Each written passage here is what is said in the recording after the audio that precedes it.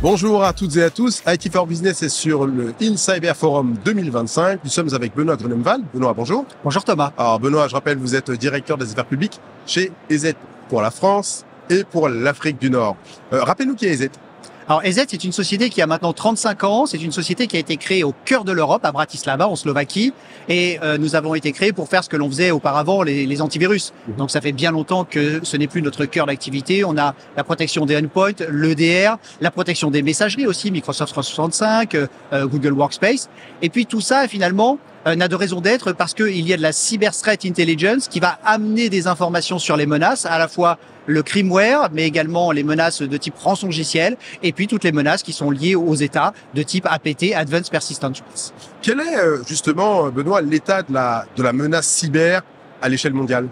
Alors, cette menace est en forte progression et on va pouvoir distinguer la menace qui cible les individus, la menace qui cible les organisations, plutôt pour des raisons lucratives, et puis la menace qui cible à la fois les individus et les sociétés pour de la désinformation. Et malheureusement, tout ça est en forte hausse, alimenté à la fois par l'appât du gain, mais aussi par les velléités d'infogérance de différents États qui vont utiliser les moyens numériques pour pouvoir commettre leurs différentes infogérances et amener des informations, misinformations ou désinformations dans des sociétés. Notamment, on sait que, par exemple, le continent africain va avoir cette année un très grand nombre d'élections. Eh bien, on peut s'attendre à un certain nombre d'éléments de désinformation sur ce continent, mais pas que. Justement, pour s'arrêter sur cet aspect géopolitique, Benoît, est-ce que c'est qu'aujourd'hui, la stratégie, notamment des Américains, pour dire le moins, n'est plus très lisible. Est-ce que ces groupes-là, qu'ils soient d'ailleurs nord-coréens, ukrainiens, russes ou chinois, comment est-ce qu'ils profitent aujourd'hui de cette, j'ai presque envie de dire, ce début de désorganisation politique et comment est-ce que ça impacte finalement les citoyens et les entreprises ? Alors, on a effectivement 4 usual suspects, que sont les groupes liés à la Russie, liés à la Chine, liés à l'Iran et liés à la Corée du Nord. Chacun a son objectif, chacun a son agenda et en fonction de leurs propres agendas, ils vont utiliser ou pas la situation géopolitique à leur avantage.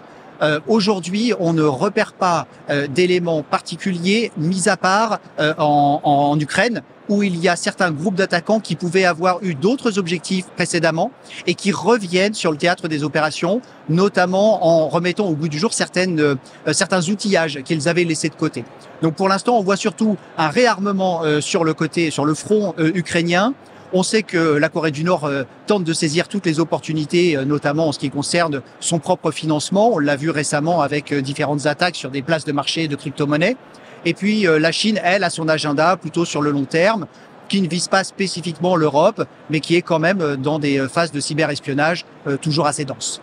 Si on ramène cela aux entreprises, on sait qu'aujourd'hui, les opérations de déstabilisation d'un groupe criminel sponsorisé par un État vers un État, on sait qu'elles sont de grandes envergures, ce type d'opération. Est-ce qu'il y a des effets de ces opérations ? Est-ce qu'il y a finalement les entreprises françaises, et si on s'arrête uniquement sur elles, est-ce que on sait à quel point elles peuvent être des victimes collatérales, ou en tout cas des victimes collatérales d'outils qui ont été utilisés à grande échelle et ramenés peut-être à plus petite échelle pour les cibler plus spécifiquement? Alors pour l'instant, ça me fait penser à la Formule 1 en fait, à la Formule 1 où on a des technologies de pointe que l'on va retrouver ensuite dans nos propres voitures.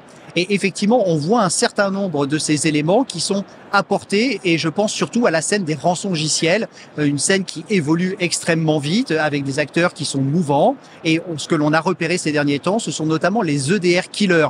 Ce sont des logiciels qui vont amener un driver vulnérable qui va, ce driver est légitime mais vulnérable, et qui va, en étant amené sur un système, permettre à l'attaquant de rentrer au niveau du noyau et de désactiver l'EDR. Et ce que l'on repère, c'est que on est sur des technologies qui sont quand même assez avancées et que ces technologies étaient auparavant plutôt réservées à des groupes d'attaquants évolués. Et là, on voit que les groupes de cyber rançongiciels les mettent à disposition de leurs affiliés. Une dernière question, Benoît. Un très grand nombre d'entreprises prépare Nice 2. Alors, je ne vais pas trop parler de Dora, parce que ça concerne finalement les entreprises financières, mais je pourrais vous en dire peut-être un mot, mais en tout cas, elle prépare Nice 2, elle se prépare à être plus résiliente. Comment est-ce que vous les accompagnez sur ce chemin vers la résilience ?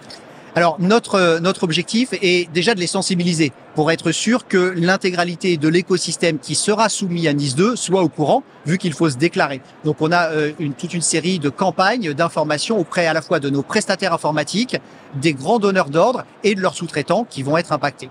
Et donc, ce qu'on leur dit, c'est que vous pouvez monter en maturité cyber à votre rythme. Alors, il y a une échéance, bien entendu, mais à votre rythme. Dans le sens où si vous prenez des solutions que l'on appelait auparavant endpoint, eh bien, vous avez la protection endpoint, mais vous avez également la gestion des vulnérabilités, vous avez l'inventaire logiciel, matériel, la possibilité d'aller beaucoup plus loin que simplement d'avoir juste un simple endpoint.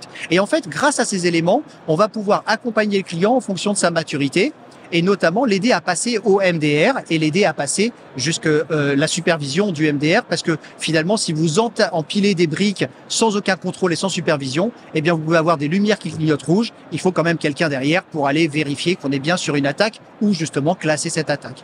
Et c'est là où on va vraiment accompagner ces entités, quelle que soit leur maturité, en leur proposant de monter graduellement à un niveau de cybersécurité le plus élevé possible. Merci beaucoup, Benoît. Merci beaucoup, Thomas. Merci à vous de nous avoir suivis.